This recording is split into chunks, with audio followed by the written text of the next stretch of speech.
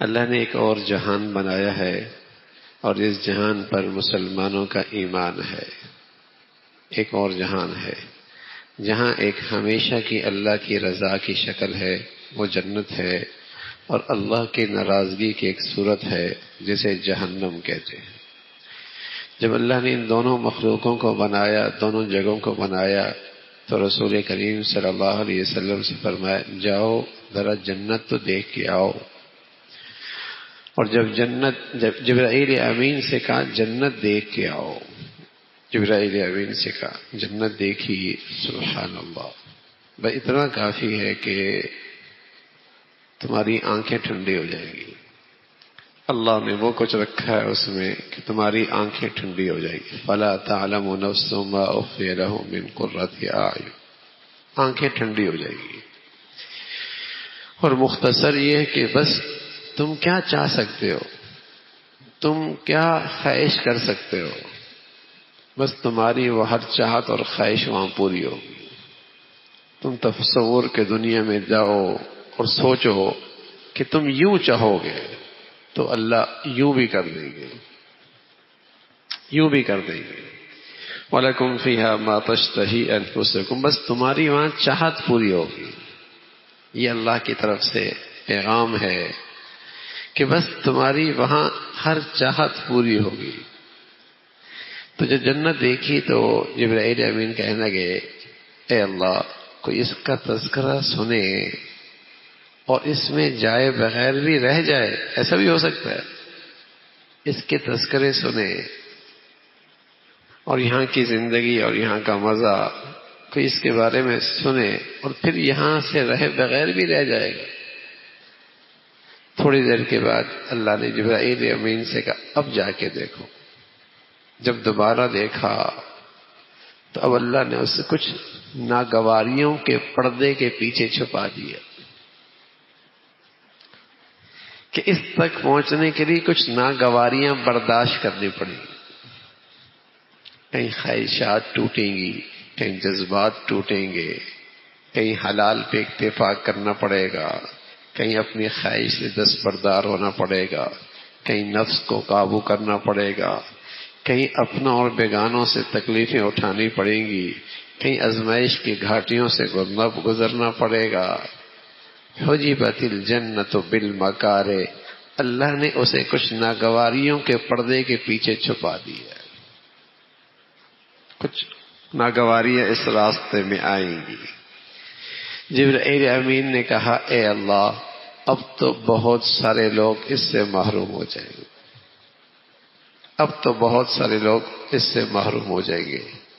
یہ بھی اللہ کی شفقت ہے، پیار ہے کہ رسول کریم صلی اللہ علیہ وسلم کے صدقے ہمیں اس حقیقت سے باخبر بھی کر دیا ہے۔ تو وہ بڑے مزے کی زندگی، لیکن ظاہر ہے اس مزے کو پانے کے لیے کچھ ناگواریاں تو اٹھانی پڑیں گی۔ اور بھائی وہ ناگواریاں ہیں بھی کتنے دن کی، وہ ناگواریاں ہیں بھی کتنے دن کی، ان خواہشات کو قابو رکھنا ہے بھی کتنے دن۔ اس طویل زندگی کے بارے میں تو یوں سمجھیے جیسے ایک صبح اور ایک شام، بس ایک صبح اور شام کی بات ہے، پھر اس زندگی کا آغاز ہے۔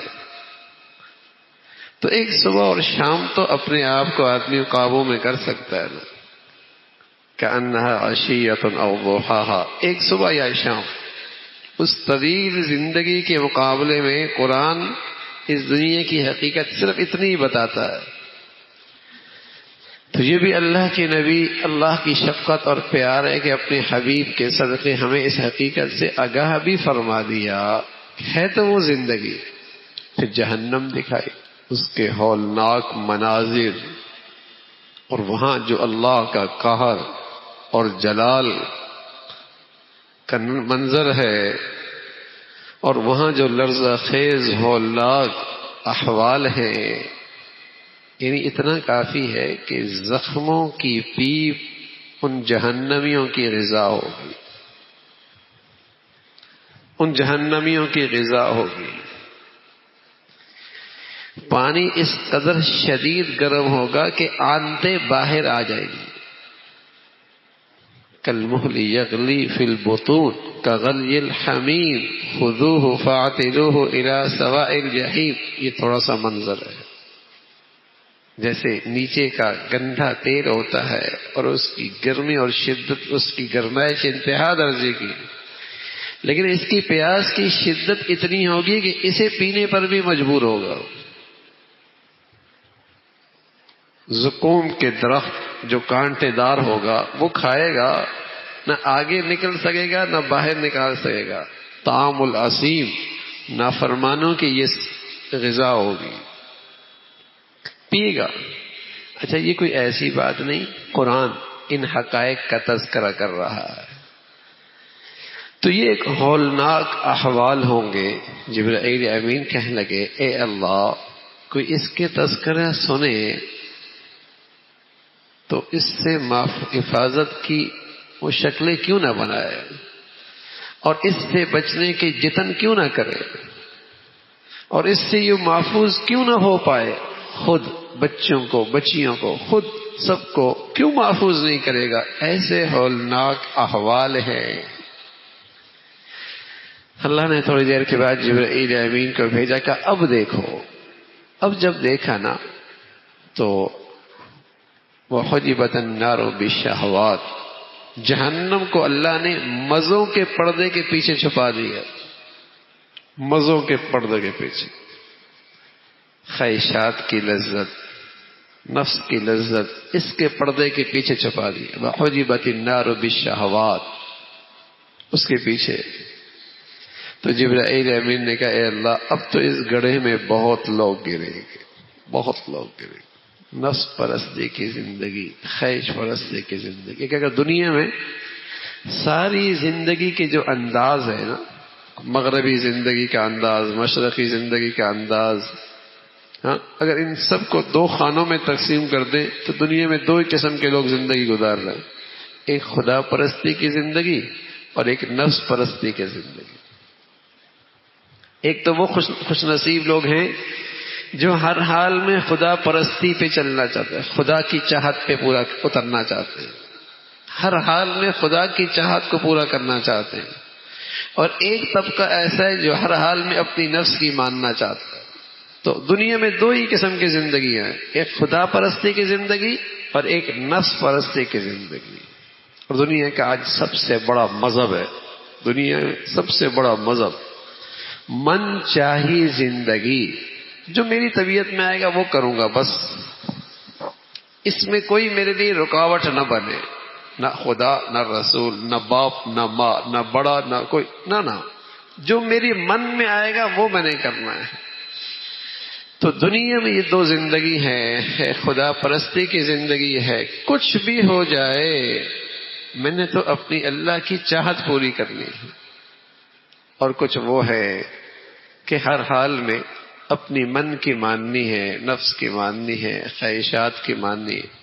اور اس خواہشات کی کوئی حد نہیں ہے. کوئی کہتے نا میاں یہ پوری ہو جائے گی تو پھر بس، نہ یہ وہ بھوک ہے جو نہ مٹنے والی ہے. یہ وہ بھوک ہے جو نہ مٹنے والی ہے، اس کی کوئی حد نہیں ہے. آپ جہاں بھی خواہش پرستی پہ جائیں گے اس سے آگے کا تقاضا کرے. یعنی دنیا میں بدی اور بدکاری با اجازت، اس کی اجازت ہے، لیکن بس نہیں ہے اس نفس کو. زبردستی یعنی کہیں حد نہیں ہے نا. کس حد تک حرام کاری کرے گا اس سے آگے بڑھے گا، اس سے آگے بڑھے گا. اس کا حل کیا ہے؟ اسے روک لو. تکلیف ہوگی لیکن پھر مزہ ہوگا. تکلیف ہوگی، جیسے وہ معصوم بچہ بس اوقات ایک وقت کے بعد اسے ماں کا دودھ چھڑا دیا جاتا ہے. اگر کوئی کمی ہے بچے کو تکلیف ہوگی، پی نہیں دو، تو بتائیے پھر کیا حال ہوگا. لیکن اسے دودھ چھڑا دیا جاتا ہے. تکلیف اٹھاتا ہے لیکن اس تکلیف کے بعد پھر آرام شروع ہو جاتا ہے. تو اسی طرح نفس پرستی کی زندگی ہے، اسے روکنا پڑے گا. اگر نہ روکا یہ تو جہنم کی طرف لے جائے گا.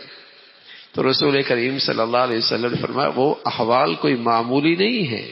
وہ بڑے لرزہ خیز ہے، جو میں نے دیکھے ہیں میں جانتا ہوں. اگر تمہیں پتہ چل جائے تمہارا تو ہنسنا ہی ختم ہو جائے، تمہارا تو ہنسنا ہی ختم ہو جائے. لیکن اللہ نے وہ سارے احوال پورے طور پہ پردے میں رکھے.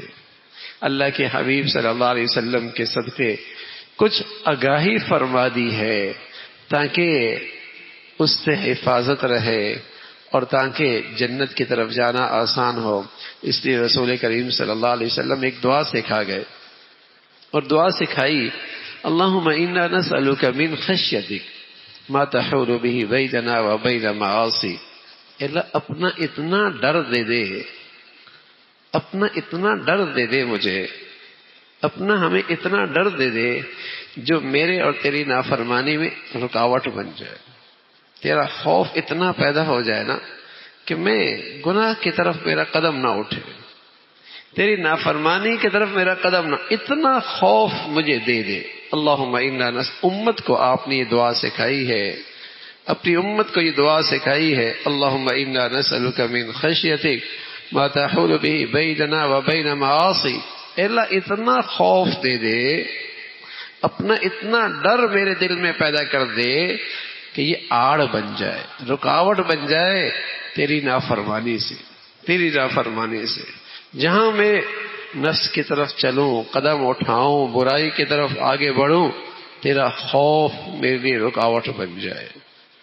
تو لرزہ خیز احوال رسول کریم صلی اللہ علیہ وسلم نے فرمایا ایک اگلے جہان میں ہے. یہ وہ چیز ہے اگر اس کا استحضار رہے تو آدمی اپنے نفس کو قابو پانے میں اس کے لیے آسانی رہتی ہے. اللہ رب العزت ہمیں اس زندگی کا صحیح یقین اور استحضار نصیب فرما دے.